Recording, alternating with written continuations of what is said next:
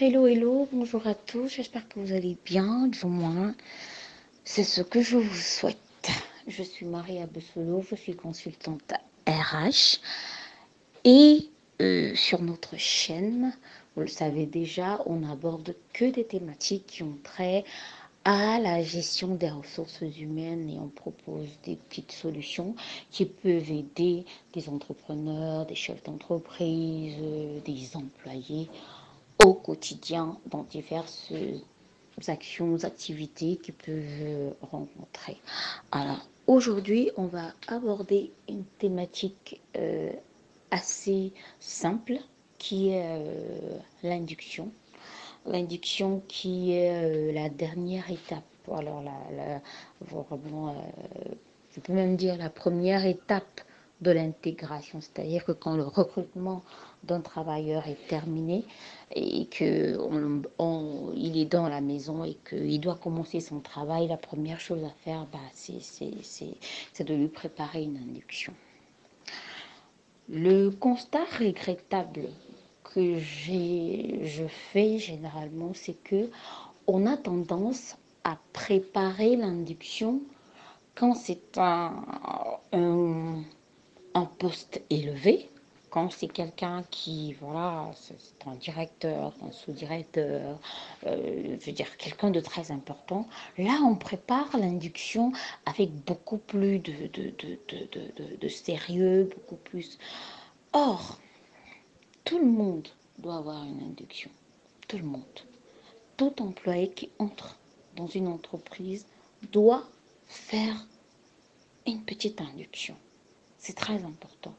Même si c'est un balayeur, il est important qu'il connaisse les règles de l'entreprise, les valeurs de l'entreprise, comment ça fonctionne, comment fonctionne l'assurance maladie, comment on demande des congés, comment on demande une permission, euh, euh, euh, comment, quelle est la culture de l'entreprise, à quelle heure il faut arriver, à quelle heure il faut partir, est-ce qu'il y a des logiciels ou alors quelque chose que l'employé est supposé utiliser à son poste de travail et qui nécessite une information spécifique, tout le monde a droit à une induction. Pas seulement le haut cadre ou le cadre supérieur, même le chauffeur.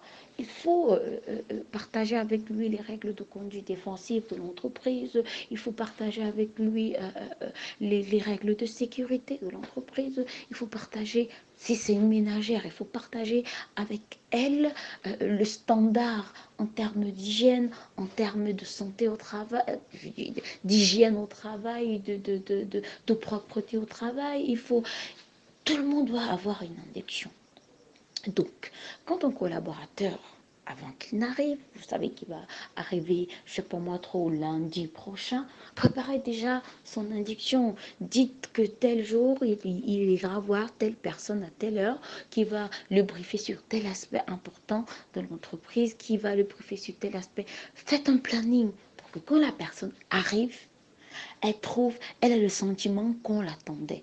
Elle a le sentiment que on a préparé mon arrivée, on a préparé que je devais rencontrer certaines personnes qui vont me faire des briefings sur X ou Y aspect important de l'entreprise. Quelqu'un ne peut pas juste entrer dans une entreprise et commencer le travail, commencer à frapper la machine, commencer. Non, on a besoin d'une induction.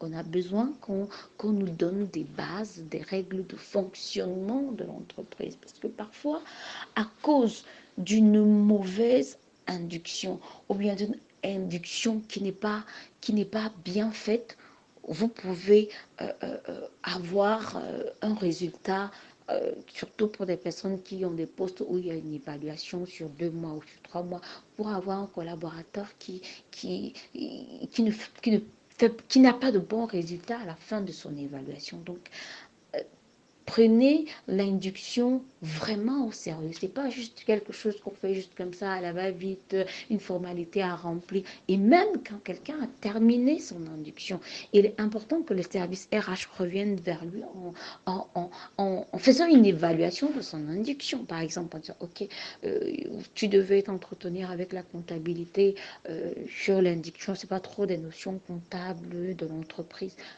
Est-ce que tu as été satisfait?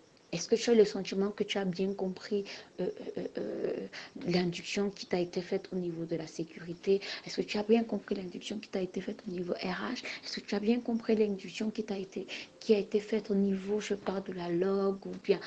Il faut se rassurer en tant que RH que le travailleur a bien intégré les différents aspects ou alors a bien retenu tous les points qui lui ont été enseignés durant l'induction. Parce que si ce n'est pas été bien fait, si par exemple ça n'a pas été bien fait, ben on peut recommencer, il peut redemander une deuxième induction dans le service où il n'a pas eu toutes les informations dont il avait besoin. Donc prenons au sérieux les inductions parce que voilà, c'est vraiment le point de contact premier d'un travailleur avec l'entreprise. Et il se fait son image de nous, de l'entreprise, du service RH, au travers de cette induction. Donc, c'est pas quelque chose à prendre à la légère, c'est pas quelque chose à faire à la va-vite, c'est pas quelque chose à faire juste comme si c'était une formalité. Non.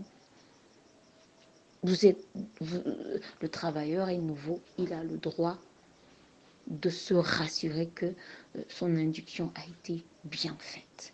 Parce que passer cette étape-là, on va lui imputer des choses.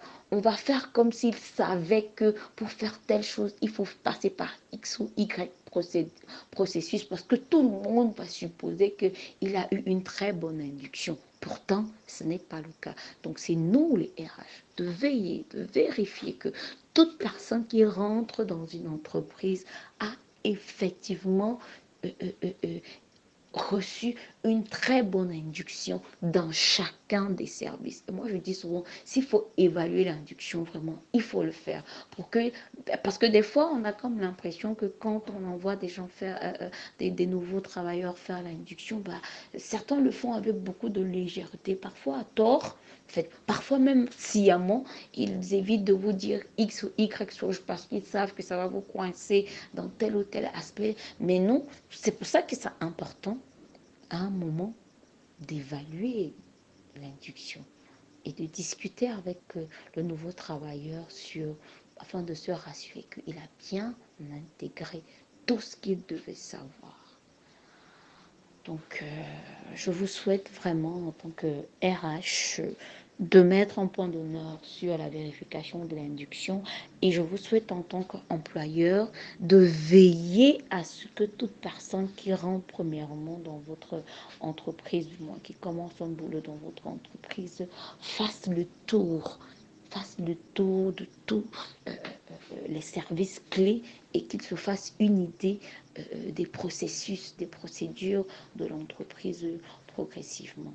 Donc, c'était le point RH de la journée. Je vous souhaite une excellente journée.